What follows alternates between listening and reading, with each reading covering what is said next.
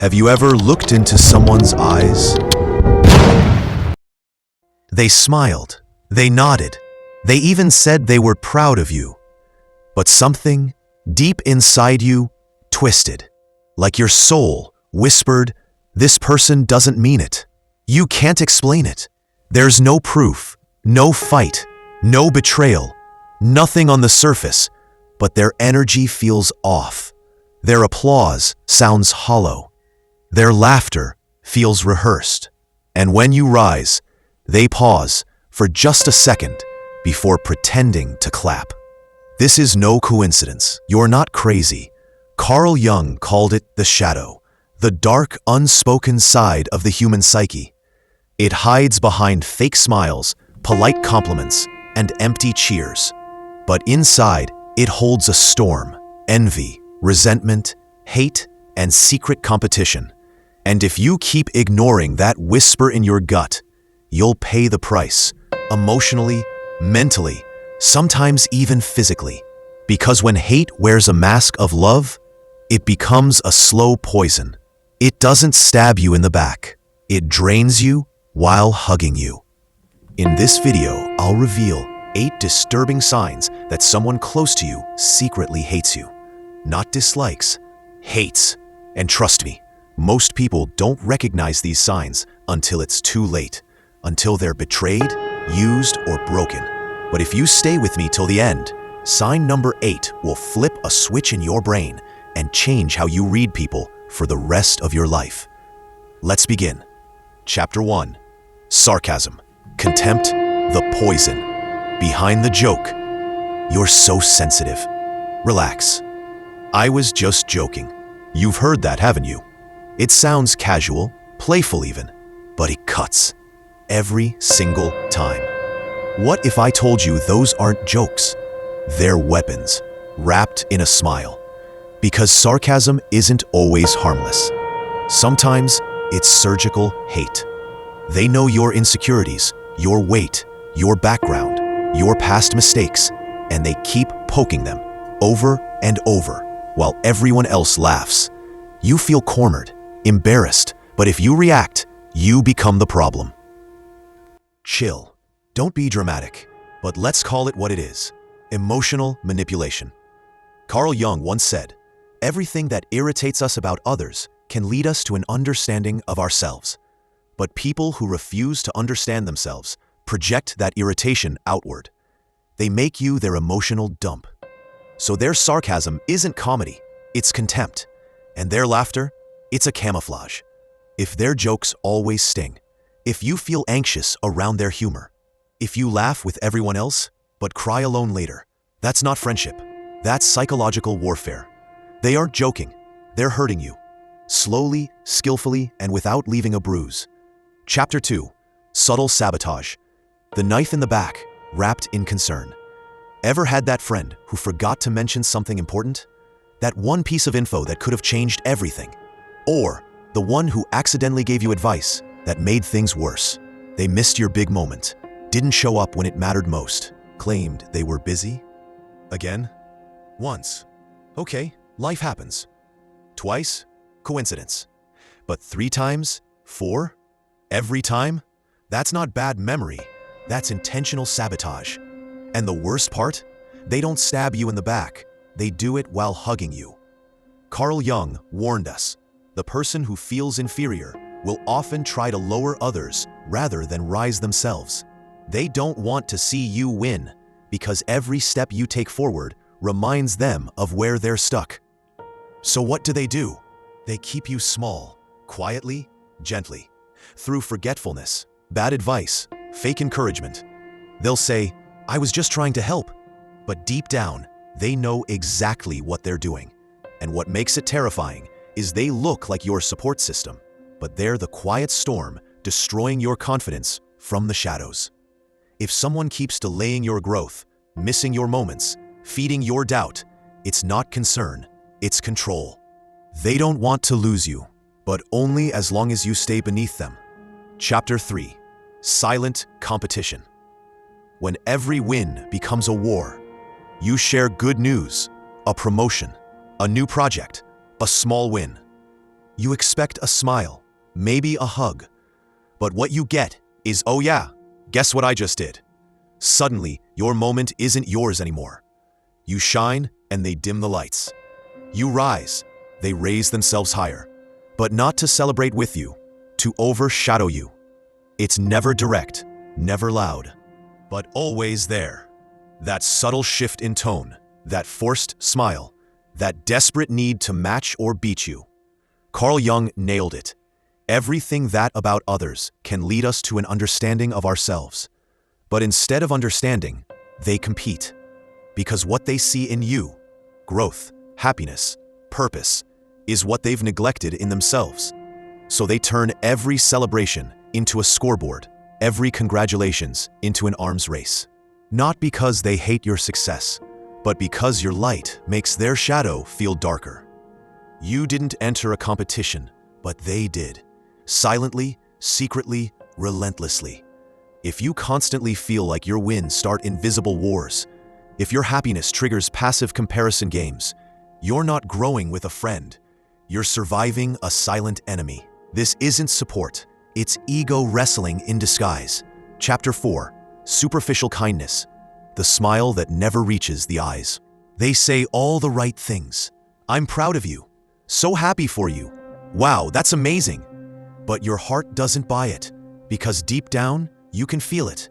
The warmth is missing. Their eyes look elsewhere. Their tone lacks soul, their presence. Nowhere to be found when it actually matters. Genuine people don't just say they care. They show up. They feel with you. They cry with you. They dance in your victories and hold your hand in your storms. But fake friends, they do a disappearing act. Missing during your highs, absent during your lows. And when they are around and their energy feels off. Cold, indifferent, almost robotic. Carl Jung called it ego dissociation. It's when someone becomes so emotionally cut off, they lose the ability to connect with real human experience. They don't hate you, but they're not capable of loving you either. They float around your life, saying what sounds nice, but never giving what really matters. Meant, presence, empathy, connection. If someone is always absent when your soul needs them, if their kindness feels like an auto-reply, you're not in a friendship, you're in a performance. And no matter how good the script is, you'll always feel the hollowness behind their smile. Chapter 5. Controlling through care. The most dangerous manipulation. It always starts soft. This is for your own good. You'll understand one day. I just don't want you to get hurt. It sounds sweet, safe, protective. But deep inside, you feel something's not right. Your shoulders drop. Your excitement fades. Your voice trembles when defending your choices. Because what they call care is actually control. They don't scream. They don't fight. They influence, subtly, gently, like a snake wrapping around you, slowly, while whispering lullabies. You share an idea. They tell you it's too risky. You dream out loud. They say you're being unrealistic. You make a decision. They suggest you're not thinking straight. And the most dangerous part? They're not always wrong. Sometimes their advice sounds smart. Sometimes their guidance seems mature. But it doesn't lift you. It shrinks you. Their words make you second-guess yourself. And soon, you're asking for their permission instead of trusting your intuition. Carl Jung explained this perfectly. People who can't control their own chaos try to dominate others to feel safe. Their life is spinning. Their emotions are messy. So instead of healing, they control because it gives them a false sense of order.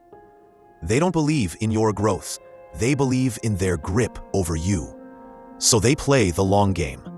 They don't force, they condition. They create a world where you start thinking, I need their advice. I shouldn't move forward without checking with them.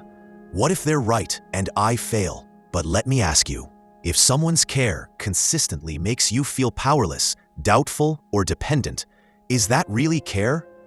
True support gives you wings. False concern gives you chains. Real love says, I believe in you. Even if you fall, I'll still be here. Fake love says, just do it my way. It's safer. They'll pretend it's protection, but in reality, it's possession. So if someone constantly wants to decide your path, control your pace, influence your thoughts, and always wears the mask of just caring, it's time to step back and ask, are they protecting me, or are they protecting their control over me? Because one empowers you, the other enslaves you with a smile. Chapter 6. Gossip. Criticism. What they say when you're not around. You walk into a room. Smiles fade. The energy shifts.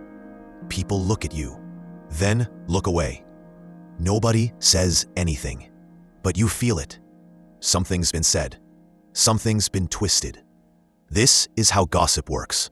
Silently, strategically, selfishly. When people don't have the courage to confront you, they choose the coward's path. They poison your image. Instead of facing you directly, they don't attack your actions. They attack your character. They twist your words, question your intentions, make others doubt you, and without you even knowing. It's subtle. They never say anything too obvious.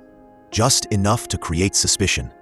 Just enough to turn hearts against you, while they smile in your face like nothing's wrong. Why do they do it? Carl Jung understood this better than anyone. He said, the brighter your light, the darker your shadow becomes in the eyes of others.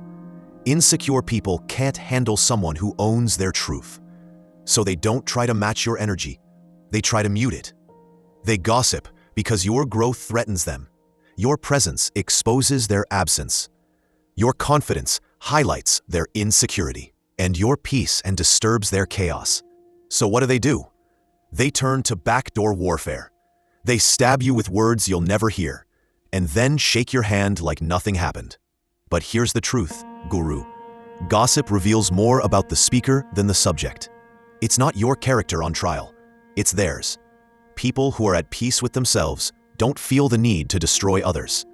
But those who refuse to face their own demons, they project them onto you. So the next time you sense the shift, the next time you walk into a room that feels colder, know this: their whispers aren't your shame. They're their scream for help. And while they talk behind your back, keep walking forward. Because your silence, that's the sound of class echoing louder than any gossip ever could. Chapter 7. No joy in your success.